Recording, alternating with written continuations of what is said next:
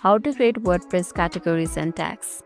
Categories and tags are essential for organizing your WordPress content and improving user navigation. Let's learn how to create and use them effectively. First, what are they? Think of categories as a broad topics or a section for your website. Are you writing about the food? The categories could be dessert, main courses, or appetizers. They help to group similar posts together under the major theme. To create a category, head over to your WordPress dashboard. If you are new to WordPress, simply go to www.wordpress.com and log into your account. Then you will be directed to this type of interface, which is called My Home or a dashboard. Okay, let's get back to the topic. Now on your screen, you can see a lot of options on your left hand side over here. Now tap on Post, which is over here, and among them tap on Categories, tap on it. Now you will see a simple form. Enter the name of your category over here under the name. My blog is all about my life happenings. Let's keep it journal for now.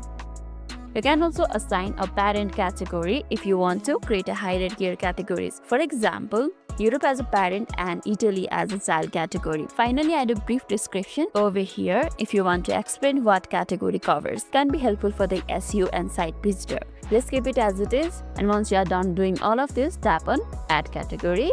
And we are done adding a categories. You can see it over here. Now let's talk about tags. Tags are more specific keywords that describe the content within a post. Using our journal category, tags could be daily journaling, information journaling, and so on. Overall, tags are like keywords, helping users to find the specific information. To create tags, again go to Post, and under Post you can see tags over here. Tap on it. Now enter the name of your tag. For example, daily journaling. You can also add a description over here, and after you're done, simply tap on Add Tag over here. Now you can see your tag over here.